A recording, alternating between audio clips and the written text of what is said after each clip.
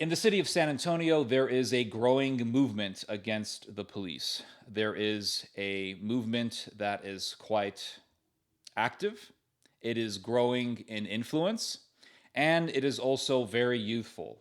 There is a very large number of young people who are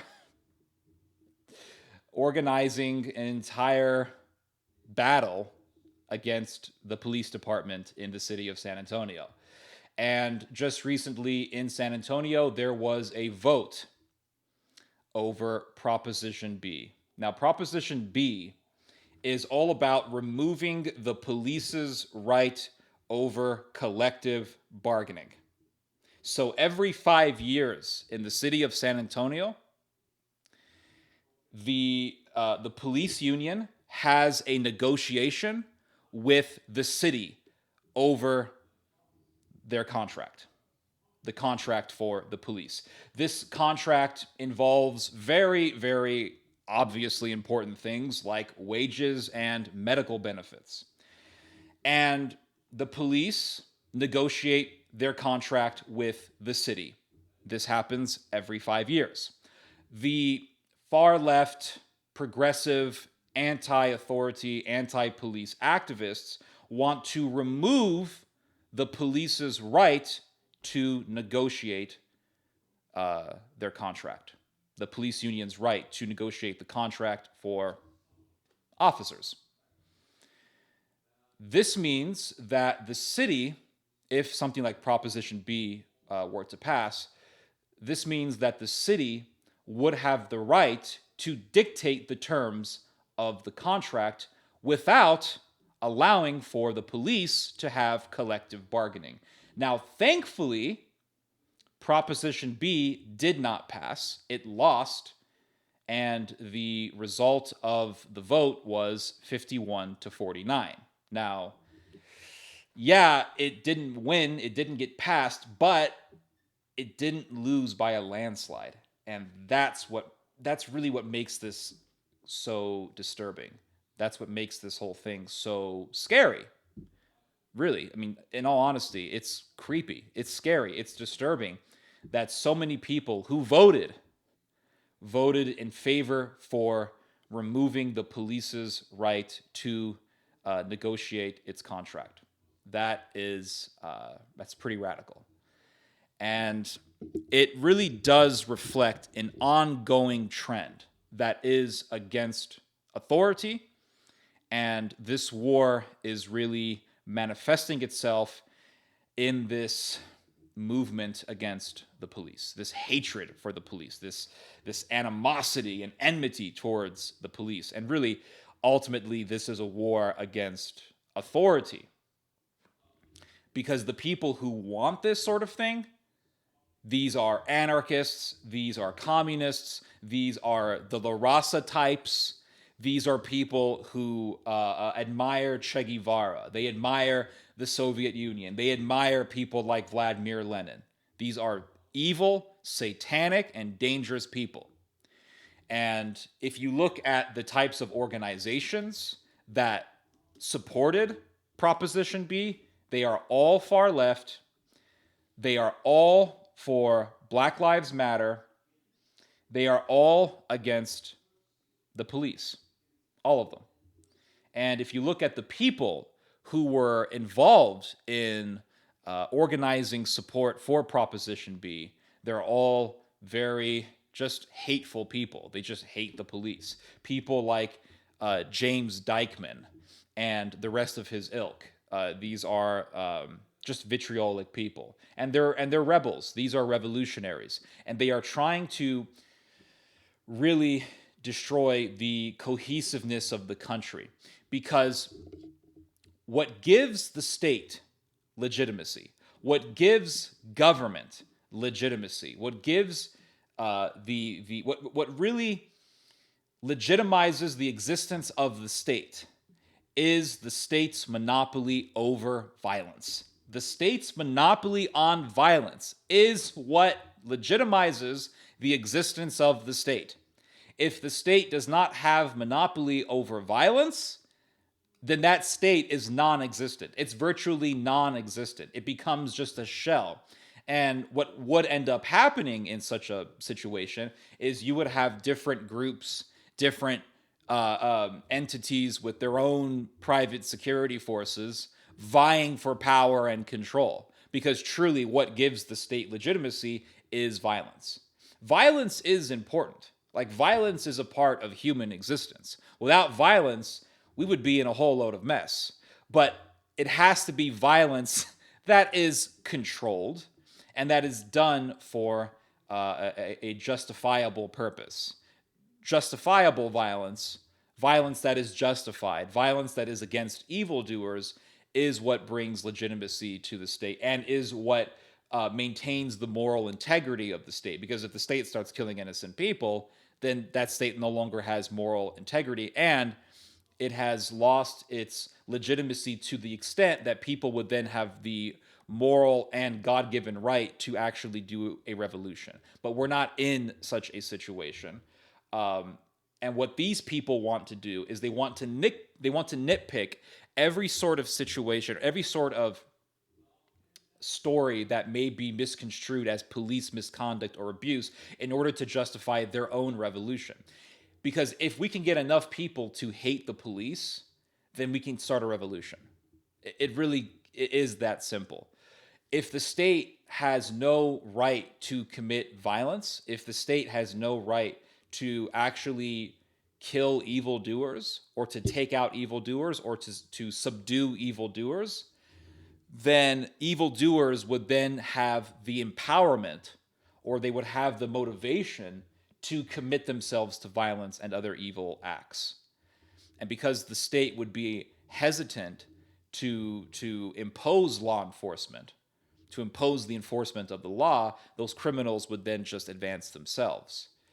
And then people would not trust the state because the state's not protecting them, and they would go to some other group, some other wannabe government, or some other entity to provide that security. A great example of this is South Africa, where people actually go to private security for their own police because the police in South Africa are, for the most part, completely pointless and very corrupt. In some cases, they would even support the criminals. South Africa has literally the biggest market for private security in the world, and there's a reason for that, because the government, and with that extension, the police, by extension, the police are not really legitimate. When you have so many people hiring private security, the government at that point loses its legitimacy, because violence is what guarantees the power of the state. You obey the government because you don't want, well, if you're an immoral person, you obey the government because you don't want to get punished. If you are a moral person, you do that which is right because you want to do the right thing. You have the law within inside of you, and your conscience within you is your own judge. What Proposition B in San Antonio also wants to do is, other than get rid of the police's collective bargaining rights, Proposition B also wants to allow for more civilian oversight. Now, the city of San Antonio already has a civilian advisory board, but the civilian advisory board can only give recommendations, and the police union, the police department, is not obligated to listen to the civilian advisory board. And rightfully so, because for all you know, the civilian advisory board is full of people who look like Whoopi Goldberg, and they're going to give you a bunch of BS to follow, and they're not going to make any sense. Now, what Proposition B wants to do is allow for the civilian population to petition against the contract. So, just to be clear, if Proposition B were to pass, it would not necessarily get rid of collective bargaining. It just wouldn't make the state. It wouldn't require the city to negotiate with the police union. So the city would still be able to negotiate with the police if it wanted to, only if it wanted to. But if the city wants to dictate the terms of the contract, it would be able to. So the police's bargaining power would be at the mercy of the city. With that said, another thing that Proposition B wanted to do was to allow citizens to review the contract and then petition against it if enough people don't like it. So, in other words, if, let's say, a contract is established and a bunch of left-wing Leninists don't like the fact that the police are getting, an officer is getting paid $56,000 a year. And they say, well, no, I want to cut those wages down. Or they don't like that the city is going to allocate this much funds to the police department, and they don't like that. The people would then have the right to get a petition going, and they could get enough signatures to impede the establishment of that particular contract. So the advocates for Proposition B claim that they don't want to defund the police. They claim that Proposition B was not about defunding the police. It was all about police accountability. But what Proposition B does, if it gets passed or if something like it gets passed in the future, is it allows for people to petition against the police contract, the police department's contract. And that would enable the cutting down of wages. That would also allow the defund the police activists to manipulate enough people to petition against the contract. So if they don't like the contract, they could manipulate a bunch of people. They can manipulate enough people with enough propaganda to think, oh, we have to defund the police, and then they can petition to reduce wages for the police. And this would also ruin the San Antonio Police Department's leverage for competing with other cities. And if officers feel like they're not going to get paid enough, or if they feel like their pay is going to be threatened in any way, they could just go to another city where they would be paid more. Now, about this whole thing with police accountability in the city of San Antonio, the amount of people getting shot by SAPD is pretty ridiculously low, which is why I just don't see the purpose of this whole movement against, the police, or this whole movement for police accountability, when SAPD really isn't bad. It's not bad. Which really leads me to conclude that there is another agenda. It's not about police accountability. They're just nitpicking things to make a mountain out of a molehill in order to justify whatever it is that they want. Now, I'll give you guys some statistics on police shootings. So here is something that's very interesting. Someone's calling me, but I'm going to ignore them. So here's something very interesting. This is an article from KSAT, which is the local news publication in the city. And it says here, with more than 3 months left in 2020, more people have been shot and killed in Bexar County, the county that San Antonio is in, by law enforcement officers than 2019, according to state records and analysis by KSAT. As of Wednesday, Bexar County has recorded 19 instances of a peace officer shooting a civilian in 2020. So there were 19 cases in San Antonio in the year 2020 in which officers shot people. And if you look at the numbers, it says here 11 of those 19 cases were fatal. So in 11 of those cases, people were killed by the officers. In 16 of those instances, the person who was shot was armed with some type of weapon, according to data provided by the Texas Justice Initiative and the Texas Attorney General's office. So you have 19 people shot by SAPD.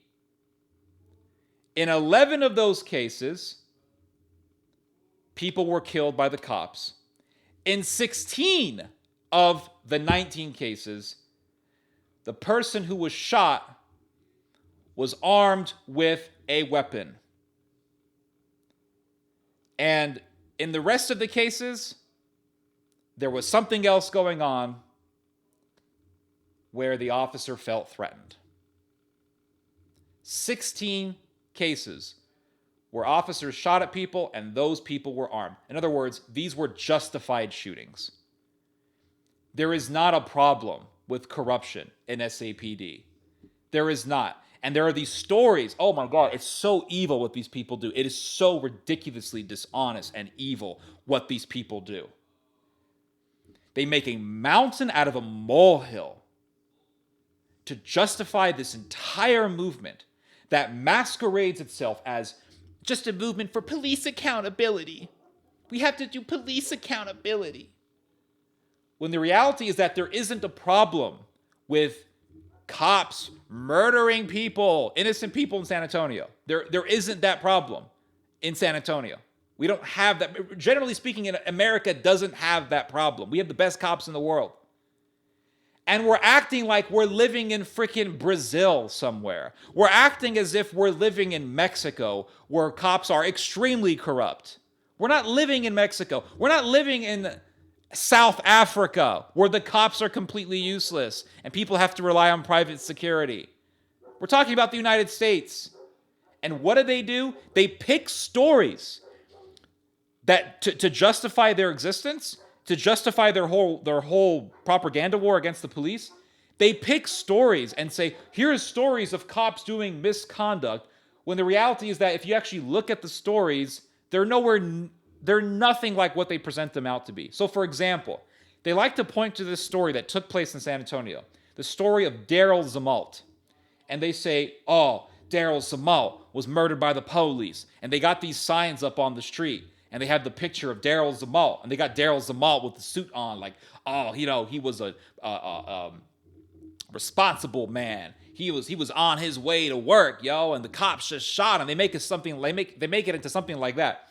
And look what it says here. This is from a liberal publication in Texas Public Radio. Look what it says here. Daryl Zamalt Sr. woke up on September 15th with plans to refurbish a set of cabinets. He was just there to refurbish some cabinets. He wanted to polish up some cabinets. A typical activity for the lifelong West Side resident, according to Celeste Brown. She described him as a second father who was happy to help anyone, from family to strangers. Just a saint. He was the most handy man in the world, she said. He would help me with my car all the time.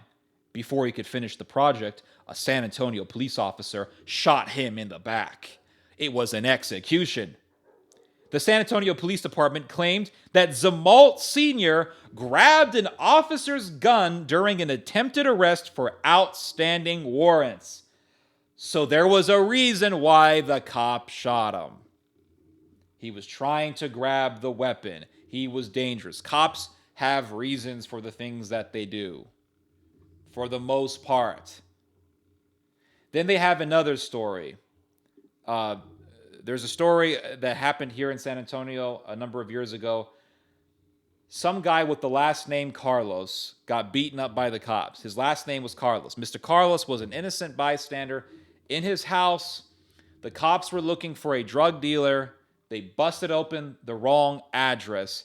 They grabbed Carlos, and they really believed that Carlos was a major criminal, and they beat the hell out of him. Now, that should not have happened.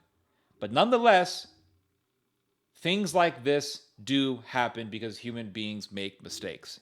And we have to have room for error. Even surgeons make mistakes. But this is not a reason to all of a sudden push for some whole ideological movement that's going to remove the police union's right to bargain for their wages and for their medical benefits, and to allow the mob to petition against the police. Now, this is an incremental step to what they want. What they really want is just anarchy. But this is an incremental step. It's just one step. Well, the police doesn't have to remove bargaining, or sorry, the city doesn't have to not negotiate with the police. The city can negotiate the contract with the police, but it just doesn't have to negotiate. It just doesn't have to, which means that it gives power to the city. And San Antonio is a blue city. It is a Democrat city. San Antonio has had the same Democrat mayor, Ron Nirenberg, for 3 terms in a row. So you have a bunch of people who look like Whoopi Goldberg, and they look like Alexandria Ocasio-Cortez, and they're running the city. What do you think's going to happen? They're going to try to do some BS like cut the police funds. It gives more power to the city over the police, and it gradually takes out the negotiating leverage that the police have, that the police currently have. That's what this thing is about. It's about incrementally breaking down the police's authority. Now, here's another statistic, another set of numbers that I want to give to you guys. Police officers getting shot in San Antonio has increased. Has increased. So they're complaining about 19 people getting shot by the cops. 16 of those people were armed and dangerous. They're complaining about that. But there is a dangerous phenomena of cops being murdered in San Antonio. So look what it says here. After seeing, this is from KENS 5. After seeing a downward trend in officer-involved shootings over the last 3 years, the San Antonio Police Department saw an approximate 50% increase between 2018 and 2019, records show. So there was this trend of less and less cops being shot, but in the years between the years 2018 and 2019, there was a 50% increase all of a sudden of officers being shot. And they can't fully explain it. So it says here in 2018, the agency reported 11 officer-involved shootings. In 2019, the number by KENS 5's count rose to 18. The first 3 months of 2019 alone saw 7 officer-involved shootings. But between 2018 and 2019, the number of officers fatally shot in the line of duty in Texas more than doubled. And they have a story from 2019 of a mentally ill man who shot and killed an officer with a shotgun because the parents were having trouble with their son who had mental issues, and they called the police. The police are bad guys. Cops come, and this teenager, this young, well, he's 20, I don't know how old this guy was, but the son is talking to the cops, and he has a shotgun behind him, and he kills the officer. Cops are bad, everybody. Cops are bad. Oh, yeah, you see these stories of kids being sex trafficked, and who rescues them? Police officers do. But cops are bad. We have over 2,300 officers in San Antonio. And they're complaining about 19 incidences, 16 of which involved the officers shooting armed and dangerous people. This isn't the problem.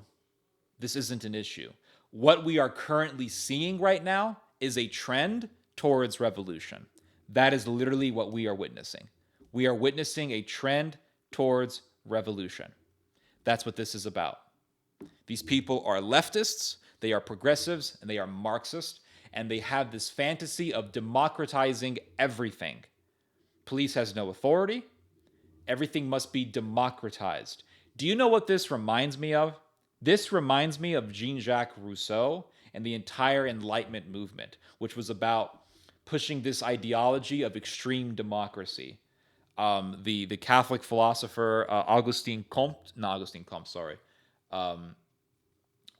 Baruel, he writes a lot about this in his book on the history of the French Revolution, and he speaks about how the Enlightenment philosophers pushed for this idea of giving the power to the people. It's la gente, la people. It's la people, man. The power has to be given to the people.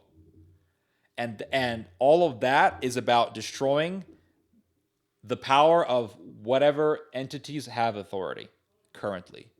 So in the French Revolution, it was all about removing the power of the monarchy. And how do you do that? You push for over democratization. So everything has to be democratized, therefore the king loses power. They want to do the same thing with the police. The police loses its collective bargaining authority. It loses that leverage in a negotiation. It allows for people to petition against the police department's contract with the city. This would then enable, it would give a chance, it would give leeway for manipulators like James Dykeman to manipulate people enough with propaganda against the police so that they could get enough petitions to cancel out the contract between the police department and the city. And by that, they could then dictate how much money is allocated to the police. Again, this is an incremental step. We're talking about a petition here. Petitions they usually don't pass. But nonetheless, a petition indicates an opportunity to get enough signatures to dictate a certain policy or to dictate a certain governmental desire. And that, in this case, would be cutting down police funds. And that's what they want to do. And if you cut down police funds, you increase violence, you increase crime. And since crime is usually higher in minority neighborhoods, typically in African American neighborhoods, blacks would actually be hurt the most by crime. People would then be calling for more police officers because blacks would be the ones generally being generally being harmed the most. They would be the ones who would be, generally harmed the most by this. So it actually hurts minorities than it hurts anyone else. And if you have an increase in crime and it gets so bad, it would get bad to the point where people who actually have money would then have no choice but to hire private security. And then you would have less trust on the government because the government isn't protecting you. And then you would actually just ruin the cohesiveness between the civilian and the state, further delegitimizing the state and increasing or bettering the conditions for revolution. Because that's what this is at the end of the day. You have to understand the communist mentality. The communist mentality isn't, we have to do what's best for the people. That's what they say in front of the cameras. The communist mentality truly is causing enough chaos to create the opportunity for revolution. It's like when Trump was running and it was very obvious that he was becoming it was very obvious that he was going to become president. And there was a communist who said that he was glad that Trump won. I'm trying to remember his name. I think he was from Slovenia, and his name was like Slavoj Žižek was his name. And this guy was like, when you listen to him talk, he talks like he's possessed. He's always touching his nose. And he's like, I'm so glad that Trump won, not because I'm racist or anything like that, but I believe that his lips, like his lower lip has no control. He has no control over his lower lip. And he's like, I'm glad actually that it's very important because Trump could cause an instability in the world that could then make the opportunity to have Marxist awareness and to increase Marxist consciousness in the world. That is actually what I am in favor for. So Trump actually isn't a bad thing because it makes opportunity to raise collective consciousness about what is really happening between the rich and poor and classism and class disparities, blah, blah, blah, blah, blah. That's what they want. So they actually want crime to increase. They want chaos to ensue. They want rioting. They want all these things. Why? Because it allows for the opportunity for revolution. Because when you delegitimize the power of the state and when you decrease trust between civilian and government, you then make the conditions ripe for revolution. And that's the bottom line. You guys just heard some theology. God bless.